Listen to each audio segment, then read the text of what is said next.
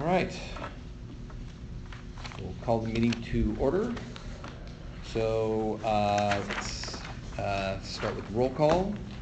Commissioner Paris? Here. Commissioner Savant? Here.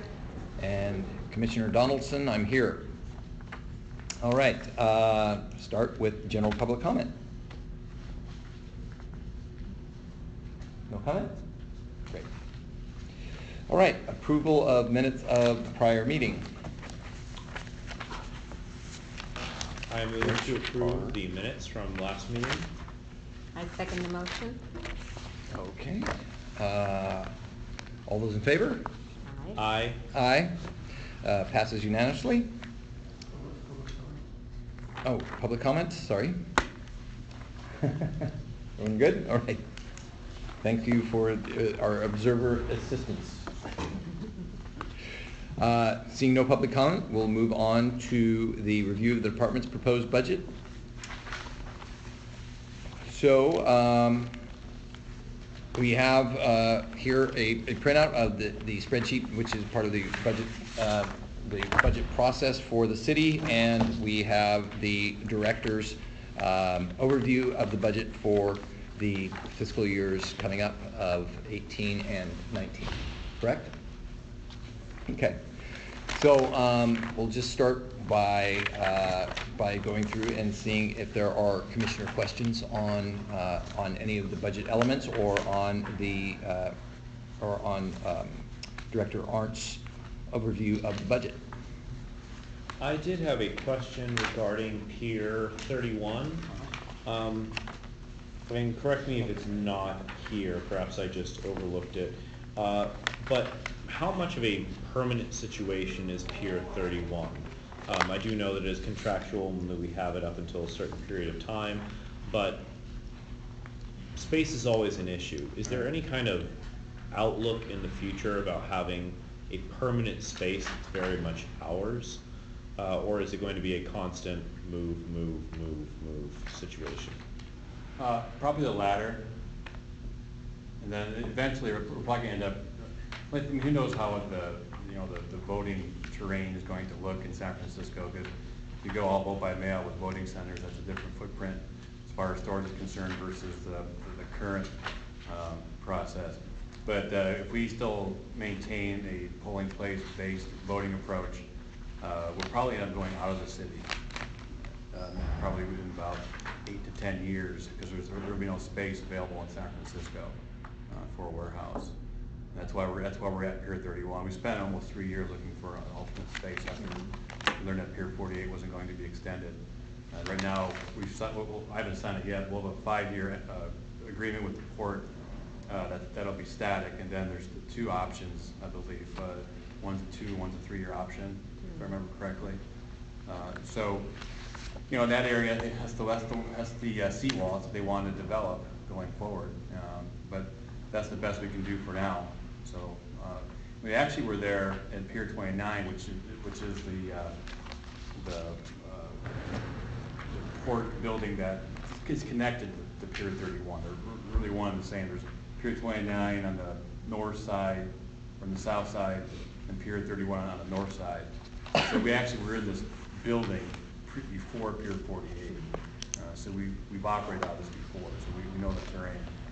But it won't be permanent. Do you know off the top of your head, and obviously you haven't done any research, if having a space outside of the city is going to give us any kind of savings, or is it going to increase cost because we can't get a good deal with the city, or? I mean, it's too many factors to play in that. Yeah, I couldn't really tell you. It's fair. Okay.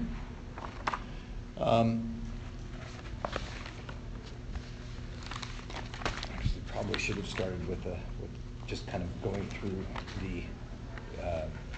with the director's document. Have the commissioners had a chance to go through all of that? It'd be helpful to have maybe Director Arndt's just point out some highlights, or? Yes, I was able to go over it, but I didn't have time to make any notes, so Okay. kind of going off memory, and I apologize about that. So yes. Yeah, that, I skimmed it, and I do have some questions, but maybe it would be helpful if we could just get an overview also for the public. So if you can kind of walk us through some of the sections, maybe highlights, if that would be, that'd be okay with you, Director Lawrence? I don't know highlight so much, but so what you have is an overview, which is the text document, Yeah. which walks you through the forms, and then these forms are the actual documents that we submit to the mayor's office and to the controller for our budget. This is something the commission's requested in the past to provide the actual form, so that's why you're getting this approach. And when you look through the forms, you see that our budget's rather static. We have costs that are fixed through time, and usually it's inflationary or cost of living increases that impact, or the size and nature of the elections that are upcoming. In this budget, we've got a couple of extra costs. The voting system contract is more.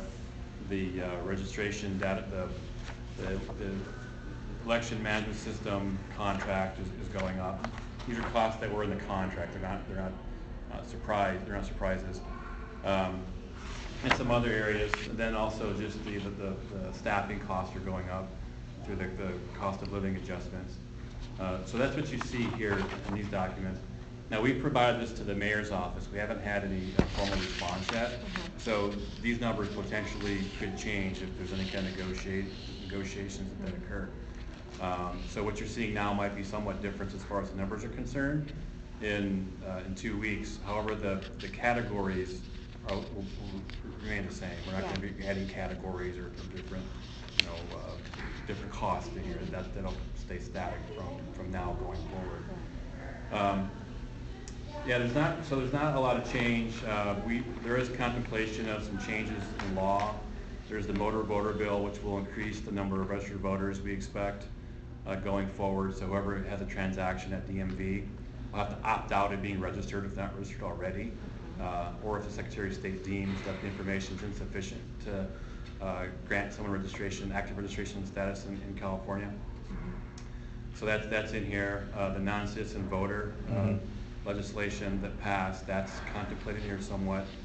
And then, the remote voting is in here where we need to provide accessible ballots to people with disabilities where they can actually vote their ballots off-site. They're not at a polling place, they're not at City Hall, they're actually at home or wherever they want to be, and they can mark the ballot in an accessible manner. Right. So those are all causing increases in our budget from past years.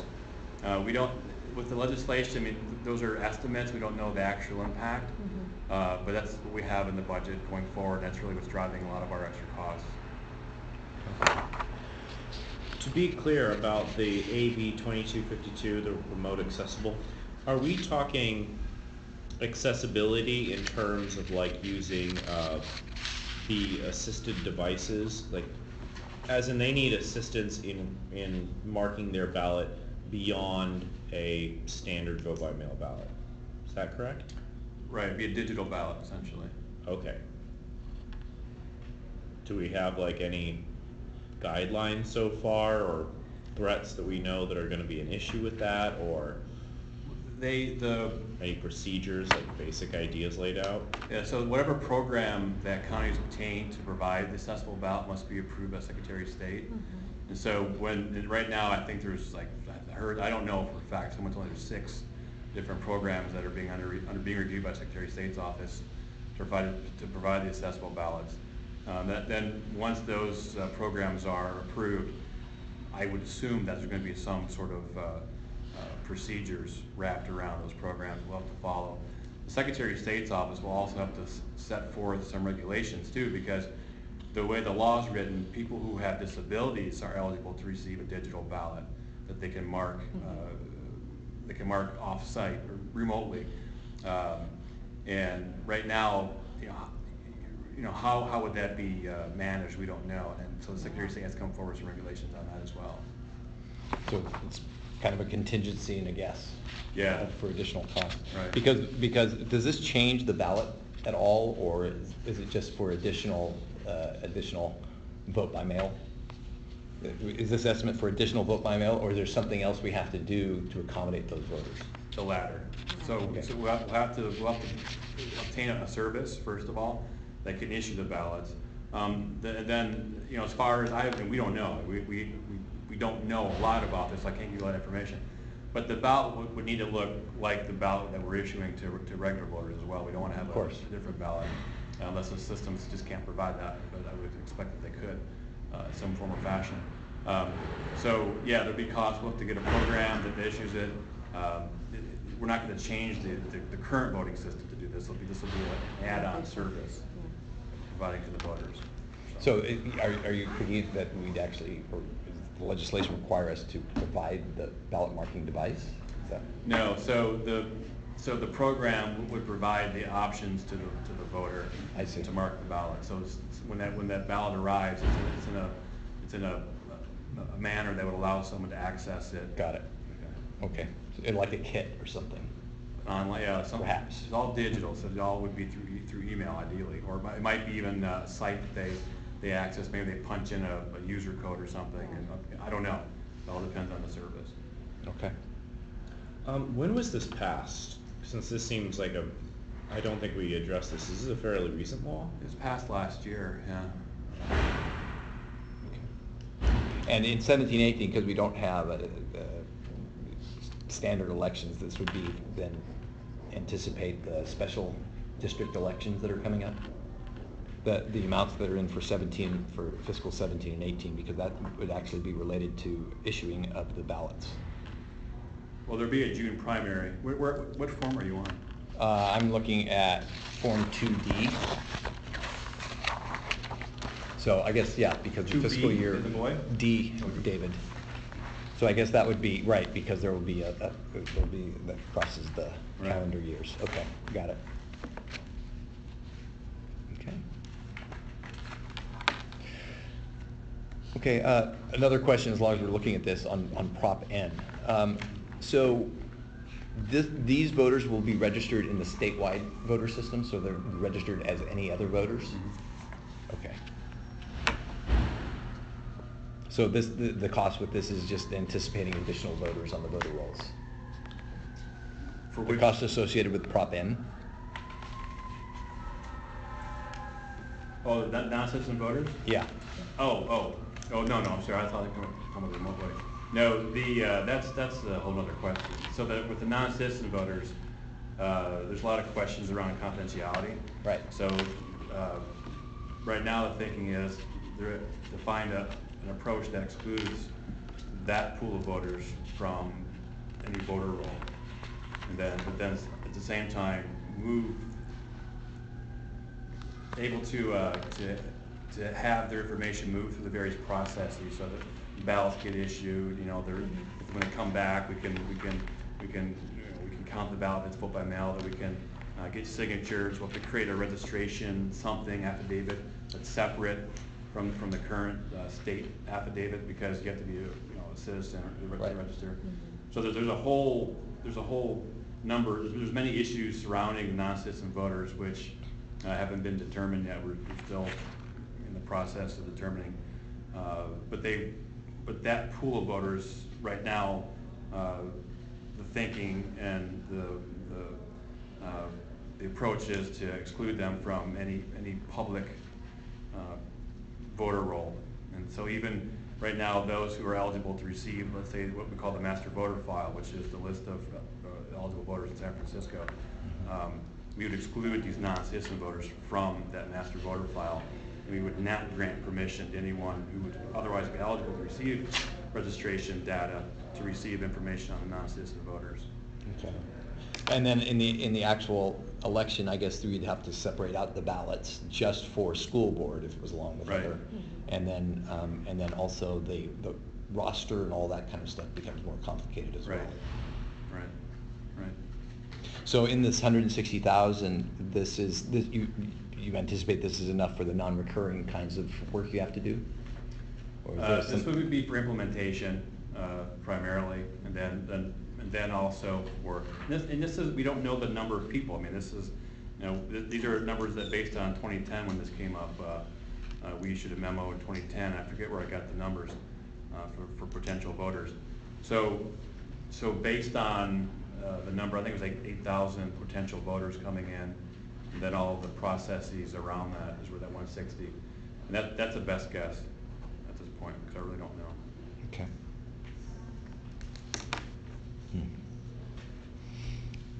Yeah, it seems like the non-recurring costs could be extensive. Yeah. Right. And so you're comfortable that that this will accommodate the non-recurring? It's a guess. Yeah. I mean, it's 8,000 people, you know. But yeah, but even if you have one, you still have to make those Right. changes through all the systems Right. and processes and Right. ballots and all that stuff. Right. Okay. Let's think about that one. Okay, and then AB 1461 is basically, the increase there is just an increase in voter rolls. Right. Presumably. Yeah. Okay.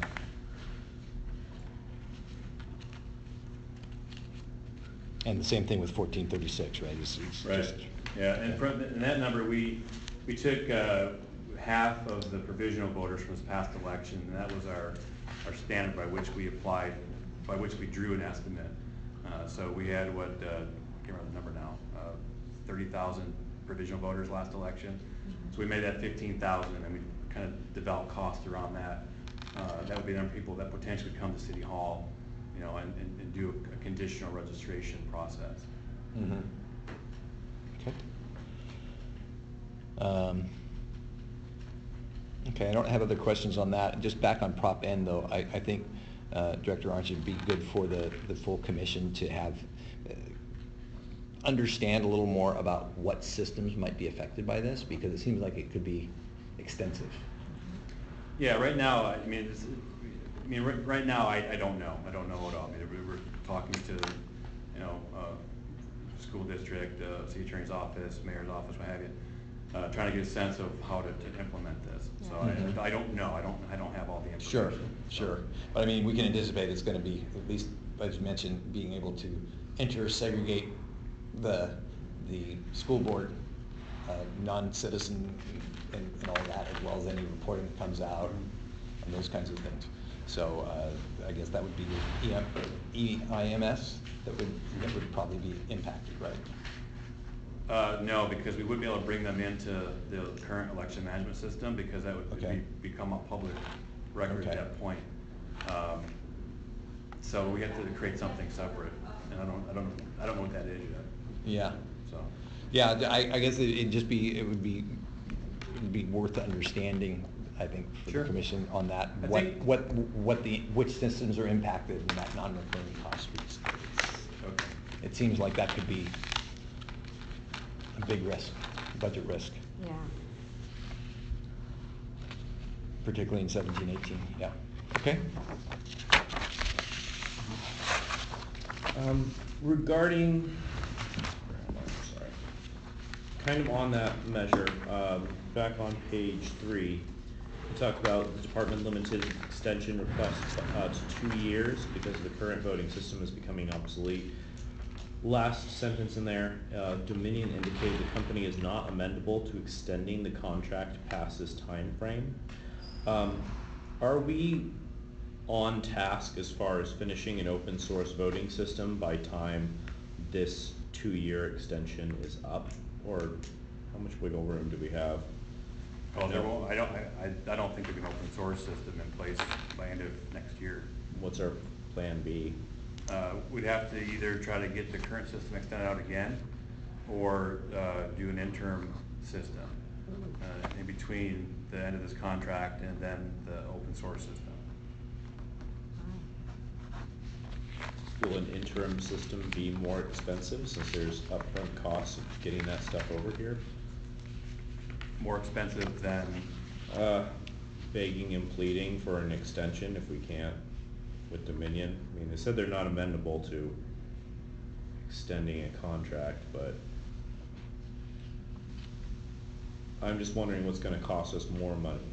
Is it gonna cost us more money to get an interim system like Hart Intercivic, or is it gonna be less money to beg Dominion? I don't know. I mean, again, I can't answer that. It's too far forward. I don't foresee us purchasing another system. It'd be a lease situation, so that would increase the cost there, but I don't know what the cost would be.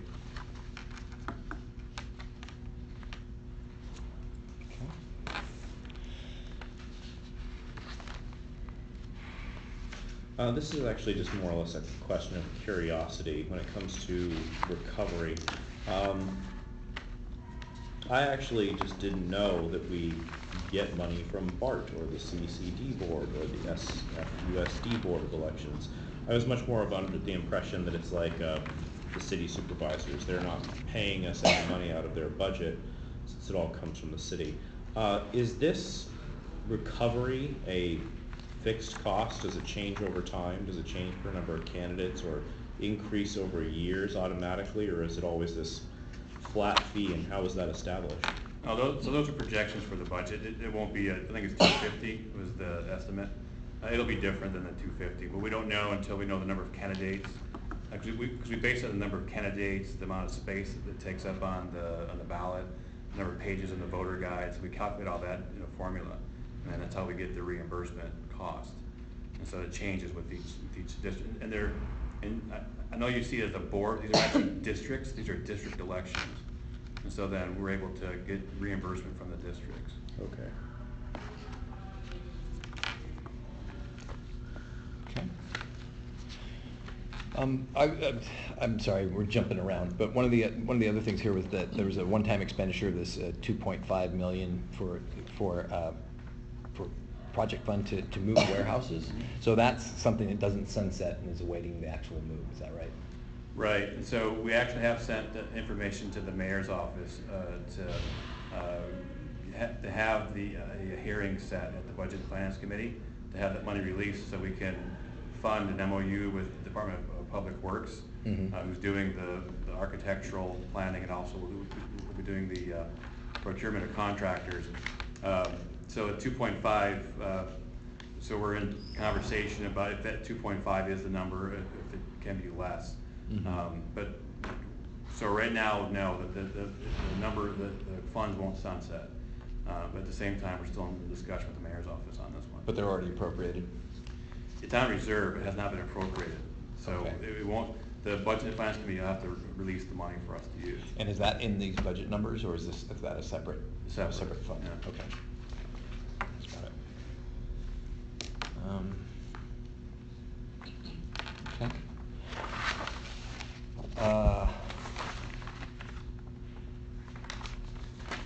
So one of the things I thought that was that I found interesting is I did not see a lot of, and maybe I just didn't read things right. I didn't see a lot of variable cost changes between 17, 18, and 18, 19, other than like the cost increases that were mentioned. But I would think that the actual elections, the number of elections in those years, and maybe it's the same number. I guess I haven't counted them. How many there are in 17, 18 versus 18, 19? One, both. There's only one. Right. Okay. Because July 1 because, is June right. 3rd. Got it. Because of the, okay. All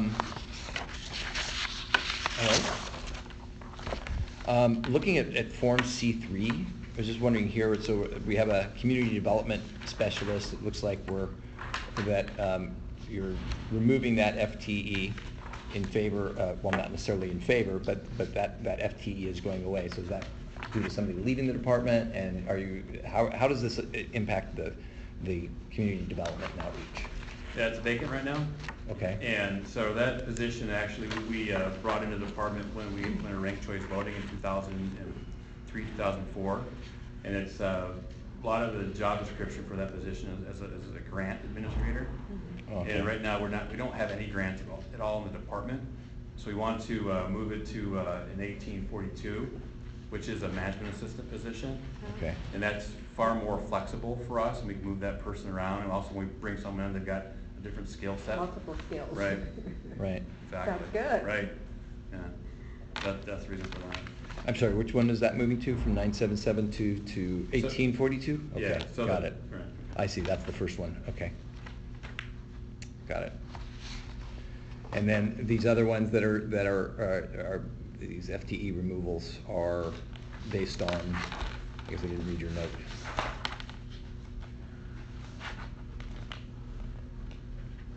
So So is it, these are mostly swap outs for city codes, though I see 2 adds and 3 removals. So is this a reduction in force? No, right now, there's not, none of these positions are filled right now.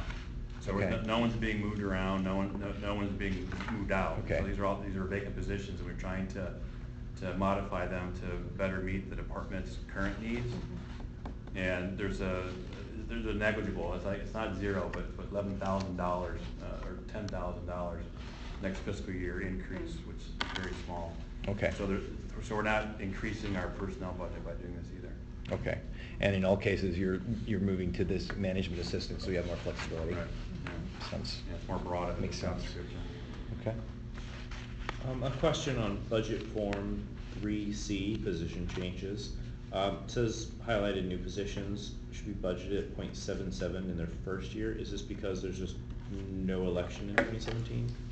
No, so the budget, even though we're going through this now, when it's due February 21st to the controller and to the mayor's office, and then the mayor releases it June 1st to the board, and the board has its process, and I'll be at a budget hearing probably like June 22nd or so, and then the budget's approved by end of June, beginning of July.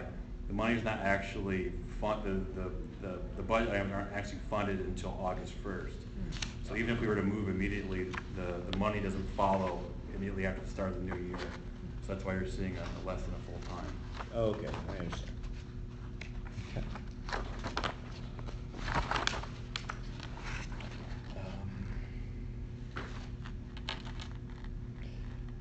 And all the budget increases, it looks like, moving on to 7B, actually, let's see, major contract changes. So basically 7A and 7B, all of the changes here have to do with just standard contract increases. Right. What is the, I didn't do the math about how much is it? It's like, looks like it's about, I don't know, It's like 3%? Oh, I don't know percentage. So they just have a standard contract increase every year, huh? Oh, for the one does, yeah, the information management system, there is Yeah. a built-in increase, right? I don't know the percentage, I didn't do that. And who are those contracts with? The EIMS and the Agilis? Is that with Dominion or is that somebody else? No, so Dominion is Dominion, and then the Oh, management. up there, okay. Oh, I see the contractor names in Yeah. here, sorry.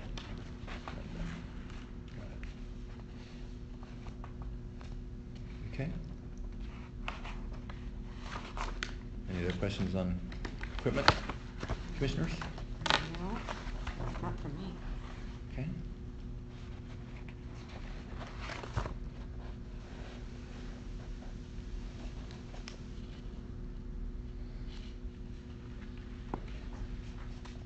Okay.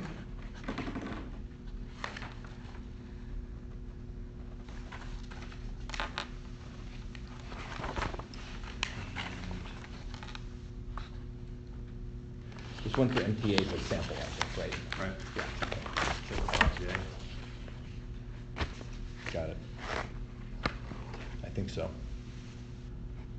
Doesn't say so, I believe I remember the tab on the spreadsheet. We have a job class Prop called J. chauffeur. We don't know, these are sample information to complete this form. This was using from DPT. Oh, So- paratransit. Right. Right. Chauffeur by itself obviously raises questions. Context. Okay. I don't think I have any further questions, Commissioners. Actually, I do have one more further question on the municipal transportation agency. Under additional city costs, it says claims in the amount of $876,834. What Yeah, are that's these a claims? sample form. Oh, wait, yeah. Yeah, that doesn't apply. So, so what you're seeing is this is everything that we submitted. It's all part of a packet of forms. So even though it doesn't apply, we still provide it so you can see what we're receiving. The entire, yeah, transparency, everything's Right, there. right. There's nothing left out. Yep. It's great. Doesn't say sample on it. Alright. Yeah, you had to actually read the spreadsheet down on the Okay. on the tab.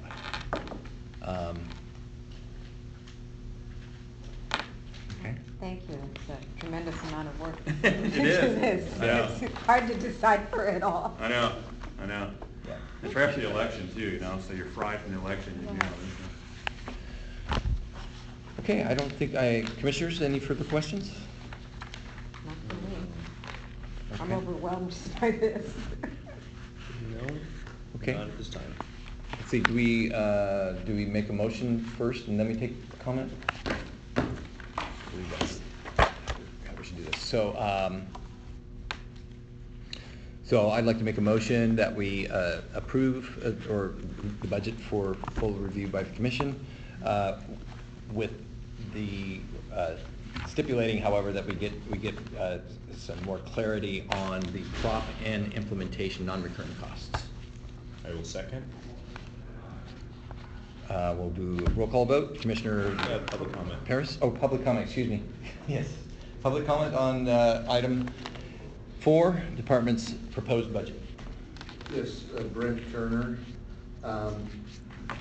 Just to contextualize, I think the public's nervousness surrounding this issue is highlighted by Commissioner LaFonte's comments about the work here that's been done and the interpretation.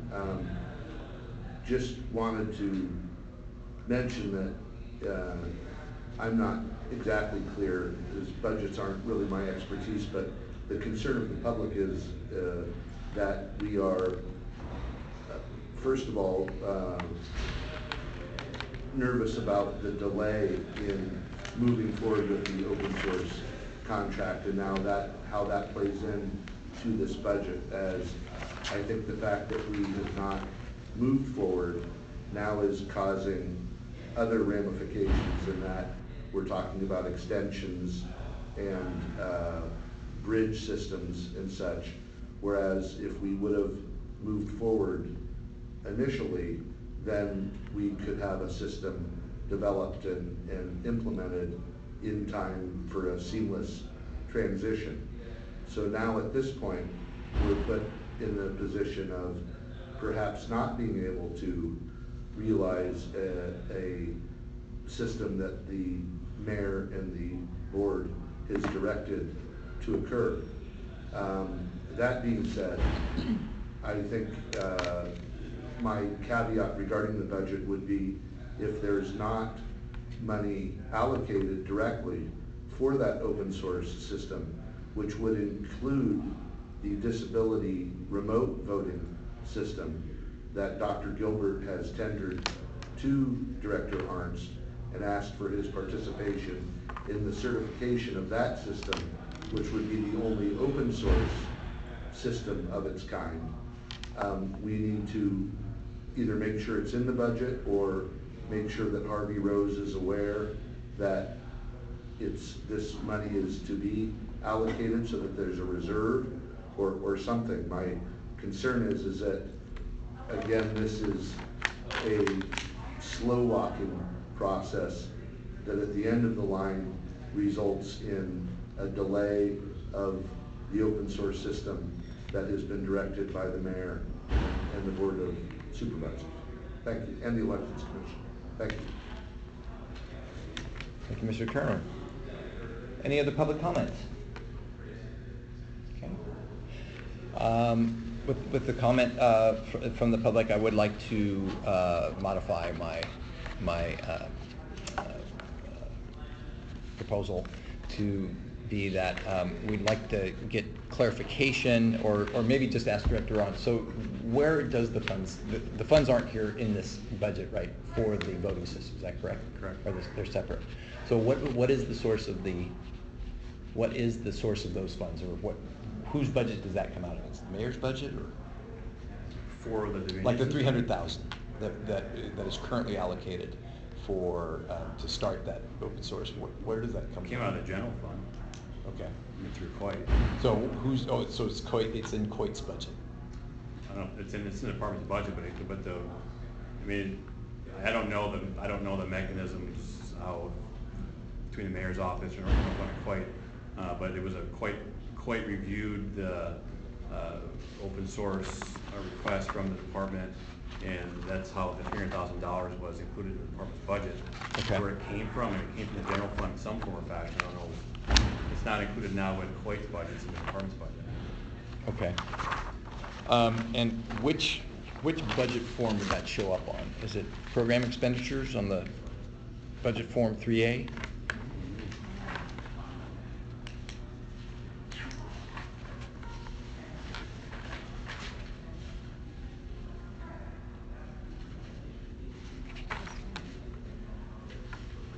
I don't remember it off the top of my head, actually. Oh, yeah, so if you look down at the bottom of, so you have two tables. There it is, of I see 3A. it, yeah. Okay. And then what would be the, so out of that 300,000, we will have some sort of idea, presumably, of what the next contract will be. That's kind of the point of that, is to figure out what those next steps would be. So what will be the budget process for those additional funds, given that this is a multi-year budget? There has to be something that would be put forward to Coit, so Coit could assess the project and then allocate funding. So Coit would then take that forward in their budget and then somehow transfer that back to, Yeah, I don't know if Coit, again, I don't know how the Coit budget, I don't know how that operates. But it would be something that goes before Coit. You have to have a project in front of Coit that they could actually determine the allocation of funds. There have to be costs associated with the project, and Coit would, of course, review the costs and determine if they were reasonable. And then Coit would have to make a decision if the city should fund the project for the costs that were provided to Coit. okay. So I would like to modify my motion and to be that we would approve the budget for full commission review and approval pending two items, the Prop N, as well as some clarity on the budgeting process for out years for the open source project. I can tell you what I know. It may change, though. I mean, this is how I understand it now. Yeah, no, I understand that it would change, but I guess my question is given that this is a multi-year budget, and maybe it's what the budget process is, and just I guess the assurance that that's going to be that given this is a multi-year budget, and once this is approved, that we are able to either modify this budget, or Coit maybe has an annual budget, and that amount will that there's no problem in getting that into another budget cycle for the following, for the 18-19 budget year. So can we get that clarity at the next meeting? That's the request. Okay. Okay? So do I have a second? I second that motion. Okay.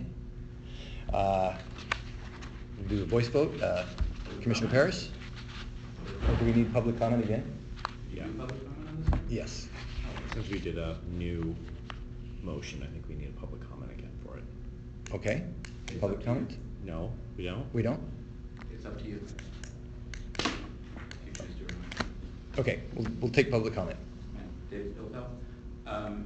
Just very briefly, my understanding is that this is a... 3 minutes, by the way, so, just to clarify. So go ahead. My understanding is that this is a two-year budget, so this would include 17-18 and 18-19. Coit has its own process for how projects are handled, general fund and non-general fund, including out years and scoring and all of that. So that's kind of their process, and make recommendations to the mayor's office.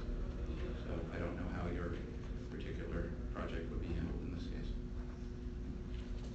Otherwise, I think the department should have adequate resources. This is the first year that there would be no general election during the fiscal year. That's a great concern to me. I was not a fan of making that change. I think that preparations should be made in the event that there's a special election called. But otherwise, there's no election scheduled this fiscal year. Otherwise, I'm sure the budget is adequate to support the department's needs, and I would support the motion. Thanks. Thank you, Mr. Pilal. Any other public comment? Yes, again, just to reiterate, the public requests clarity regarding a budget supplemental, not only for the $300,000, but to provide clarity regarding the build-out of the system as it is the public's understanding that a system can be developed and deployed quite quickly, as there is already a system operational in the state of New Hampshire. And again, the disabilities remote component has been tendered to Director Arnst and is the subject of an effort toward certification at the Secretary of State's office. It is also an open source. Thank you.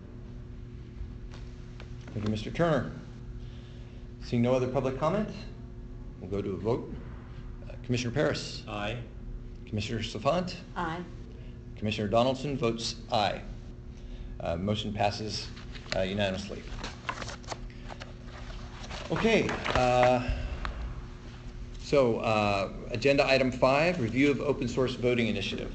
So we put this on here, Director Arnst, just to find out. So we had this on, and you gave a very good overview of the status at the last full commission meeting, at this interim meeting in between. Just wanted to see if there's, there was some Commissioner Jurdonic and I provided some further information, and just wondering if there's any new news here. I know that you mentioned February 3rd is the next meeting. Is that meeting happening, and have you had any response from anything you forwarded to them? No, the meeting is occurring, but I've not had a response back. Okay. Is there anything that that BOPEC or the full commission can do to assist you further? For Friday's meeting? For Friday's meeting or in general? I don't think so. Okay, Thank you, though. so. Questions. Have you given any thought to what kind of strategy would be best suited for spending the $300,000? I think we discussed options such as an in-house project manager with only outside staff as needed, completely in-house as much as possible until we needed outside staff, or even small grants to establish groups for them to revamp projects, specifically to our order, and explored any options to see which of those is best going forward. Did you share your document with the other commission? We put together, so I'll just inform the other commissioners and the public here that we put together some thoughts. Commissioner Jurdonic and I put together some thoughts on how to approach this contracting action, and the point of the way it was structured was that it should be open to individuals or to groups or to companies so that we could get, cast the widest net. It did not anticipate necessarily hiring somebody full-time. It was based on in fact, did not anticipate hiring somebody full-time. It was based on contracting. Okay. Is this circulated yet, or? No. Okay. It's not circulated. We can do that. But it would be great to get it circulated with whatever feedback comes from this Friday meeting, but absolutely. Other questions, commissioners? Okay. And any comments by the public? Yes, Brent Turner again. Again, the public is concerned. There seems to be a lack of transparency, which is ironic, regarding the meetings that are occurring, the conversations that are occurring behind closed doors regarding this open source election system work. I think it's fairly well known that the people that have come before the Elections Commission, the Board of Supervisors, and the mayor here in San Francisco are one and the same with the people that have pioneered the concept and architecture of the systems themselves, and work on a national level with everyone from the White House Office of Science and Technology Policy, the White House Office of Cybersecurity, the Department of National Intelligence, the Department of Defense, and the Department of Homeland Security on this issue.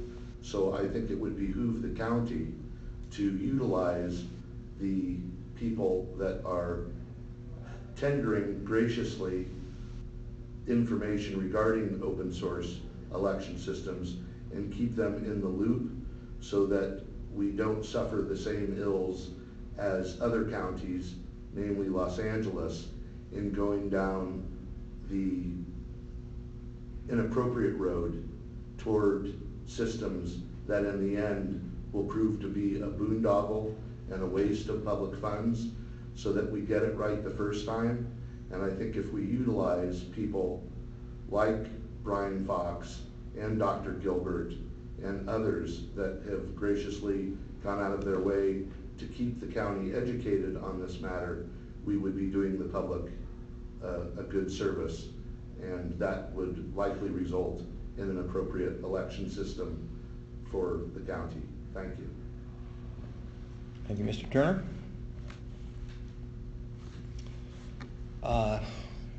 Any other further public comments? Seeing none. Commissioners, any further questions or motions?